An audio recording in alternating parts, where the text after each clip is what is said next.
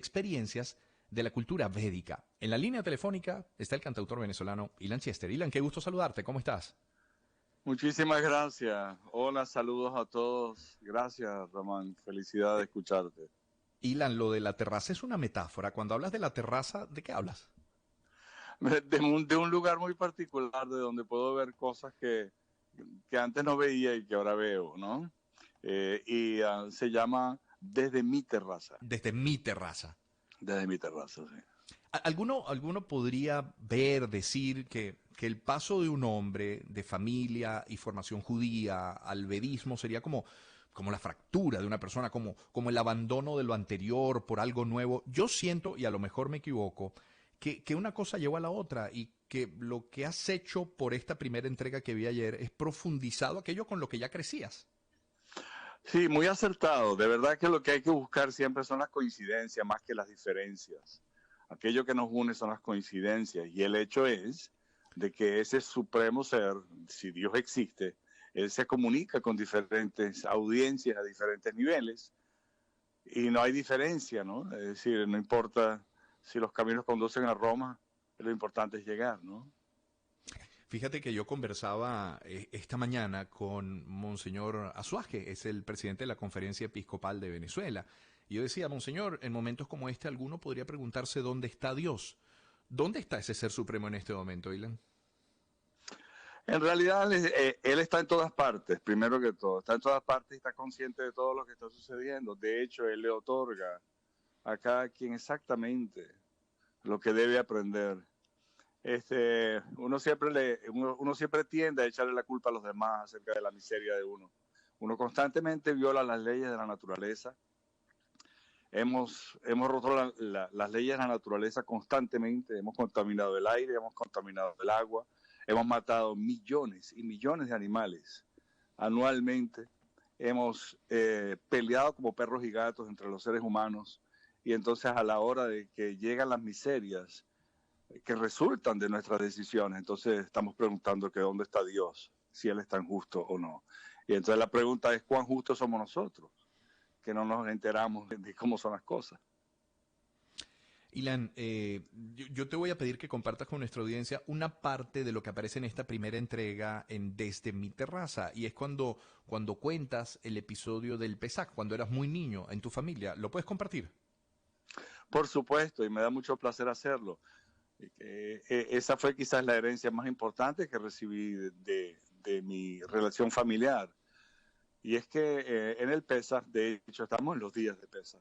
Uh -huh. Eh, Nosotros nos reuníamos con mi abuelo, mis padres, mis tíos y varios amigos de la familia.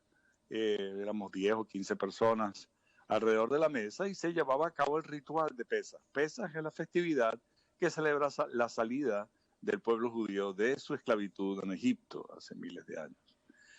Y entonces ahí uno de los rituales era el poner una copa de vino en la punta de la mesa y abrir la puerta para que el profeta Elías entrara y tomara de esta ofrenda, de esta ofrenda que le estábamos haciendo a la familia, que es parte del ritual.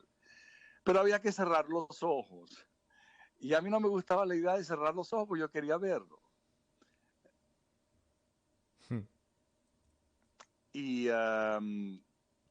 me recuerdo que si bien todos teníamos que cerrar los ojos, yo no quería cerrarlos y yo estaba viendo y un poquito, abría un poquito los ojos a ver si lo veía y no lo veía. Y yo era un muchacho muy pequeño, 5, 6, 7 años. Y en el piano de mi casa yo me sentaba a cantarle a Elías porque quería verlo. Entonces ese sentimiento que verdaderamente es un sentimiento espiritual, se parece mucho al que me pasaba también cuando bajaba a Puerto Azul, por ejemplo, que no lo comenté en el video, cuando yo iba al Club Puerto Azul con mis padres, nosotros somos 3 hermanos y entonces siempre a alguien le tocaba la ventana y a alguien le tocaba el centro. Claro. Y cuando a mí me tocaba la ventana, que era un gran logro, yo me apartaba un poquito hacia la izquierda para que Dios se sentara al lado de la ventana, que era el privilegio, ¿no? Y entonces sacaba las manos algunas veces y jugaba con el viento y yo decía que el viento era Dios. Y de esa manera, de alguna u otra manera, se desarrolló esa sensibilidad en mí, que después se manifestó en la necesidad de entender las reglas del juego de la vida y entender la existencia misma. De ahí la fascinación por la vida espiritual. ¿Cómo conciliar? ¿Cómo se concilia, Ilan, lo cotidiano, el trabajo, la familia, los deberes con la vida espiritual? Mira, eso comienza 2 o 3 horas antes de salir el sol. Se dice que el que madruga Dios lo ayuda. Y eso no es nada fácil, sobre todo en la vida del músico. El músico se acuesta muy tarde y se levanta tarde. Y mientras más tarde se levanta, cree que está mejor. En el caso mío, yo he aprendido que mientras más temprano, mejor. Pero no me ha sido fácil. Había una contradicción, si se quiere, entre la vida profesional y la vida personal, que hace inclusive la vida más interesante, que dicho sea de paso. Pero ahora estoy entrando en una fase interesante donde verdaderamente las prácticas que yo llevé cuando tenía 20 a 25 años de edad, las estoy recuperando. Y no solamente las estoy recuperando feliz de hacerlo, sino que feliz de compartirlo. Porque si tienes un tesoro a esos niveles y no lo compartes, ese quizás sería una de las definiciones clásicas de violencia. ¿Cómo es posible que tengas tú, por ejemplo, el remedio del coronavirus y no lo vayas a compartir? Hmm. Ilan, todos tenemos una historia, hemos tenido errores y aciertos, todos, absolutamente todos en la Tierra. Cuando se da una conversación como esta, cuando hablas para un medio de comunicación y digamos que algún seguidor te ataca por alguna razón personal, por algo que hayas hecho o dejado de hacer en tu vida, lo que sea, ¿qué piensas? ¿Cómo lo asumes? ¿Cómo lo meditas? ¿Cómo lo digieres?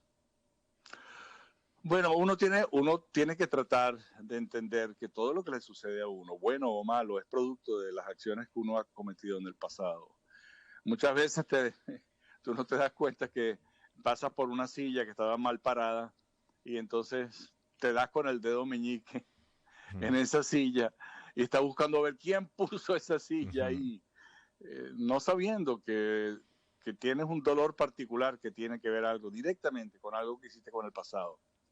Pero lo que pasa es que nosotros generalmente relacionamos al pasado inmediato y no nos damos cuenta que la vida no solamente son 80 años de existencia, hay vida antes de nacer y hemos llevado actividades antes de esta vida que llevamos ahora y tenemos que disfrutar o sufrir el resultado de nuestras actividades del pasado. El problema es que no lo relacionamos porque no tenemos esas capacidades.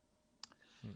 Pero es sano y es inteligente inclusive aceptar de que todo lo que le sucede a uno, en la filosofía védica se habla de 3 formas de miseria. La primera miseria es la miseria del alma, de la mente y del cuerpo. De la mente y del cuerpo. Sí. La miseria emocional y la miseria física. Ese es uno, le llaman adi-atmic. Después tiene la miseria que genera la naturaleza, como el frío, el calor, el deslave, el terremoto, el maremoto, etc. Esas son miserias que genera la naturaleza. Y hay la miseria que generan otras entidades vivientes. ¿Qué significa eso? Que desde un virus hasta un enemigo o un político o una suegra son generadores, pueden generar miseria. Y uno tiene que entender que el menor o mayor grado de miseria que estoy experimentando es producto de algo que yo pude haber hecho en el pasado. Ilan, ¿te mantienes componiendo? ¿Estás activo en la composición? Por favor, repite que no te escuché bien. Sí, que si te mantienes activo componiendo, ¿estás componiendo ahora? No estoy componiendo mucho. Yo coincido con Paul McCartney cuando dice que los jugos creativos están entre los 20 y los 40 años de edad. A diferencia de los músicos clásicos, ellos sí permanecieron por mucho, mucho tiempo, inclusive hasta el momento de su vejez, este, generando mucha música interesantísima y buenísima. Pero de alguna u otra manera, yo siento que estoy satisfecho y estoy ahora generando música a otros niveles, música filosófica, si se quiere. Esa música se puede tener acceso, está colgada en algún sitio que la gente la pueda escuchar. No, es una manera figurativa de decir Ya, es una metáfora, que esto listo. que No, estoy no, no, haciendo, no es que se música llama formalmente desde hablando. mi terraza, Claro. es la manera de hacer música para mí, porque definitivamente esto es tan precioso como la música. Absolutamente. Ilan, te quiero agradecer por este tiempo que nos regalas. No sé si quieras cerrar con algún mensaje para Venezuela, que tanto te quiere. Muchísimas gracias, Román. Gracias por permitirme comunicarme contigo a partir de la radio. Y a todos ustedes que están escuchando, les mando un abrazo amoroso, esperando que salgamos de ¿cómo se llama? De esta pandemia y volvamos otra vez a darnos abrazos. Así será, ojalá. Ilan, un fuerte abrazo. Ilan Chester, cantautor venezolano, ha tenido la gentileza de acompañarnos. Son las 8:51 de la mañana. A esta hora. Pues a esta hora son varios los titulares que usted debe conocer. Lapatilla.com nos tiene que denuncian que funcionarios de la DGCIM ingresaron a la propiedad del asesor de Juan Guaidó y desconocen su paradero. El asesor de Juan Guaidó es Demóstenes Quijada, como titulaba también con algún tuit del SAS Solórzano. En el Pitazo leemos Maracaibo y otros 7 municipios del Zulia amanecen con apagón general. CNN tiene que hay más de 937.000 casos de coronavirus en el mundo. Unión Radio, España, supera las 10.000 muertes por coronavirus. La agencia France Press, que casi 48.000 muertos se han dado por coronavirus ya en el planeta. Y con F Cierro, la agencia F nos tiene que el presidente de Filipinas amenaza con matar de un tiro al que no respete la cuarentena. Son todos estos titulares que usted debe saber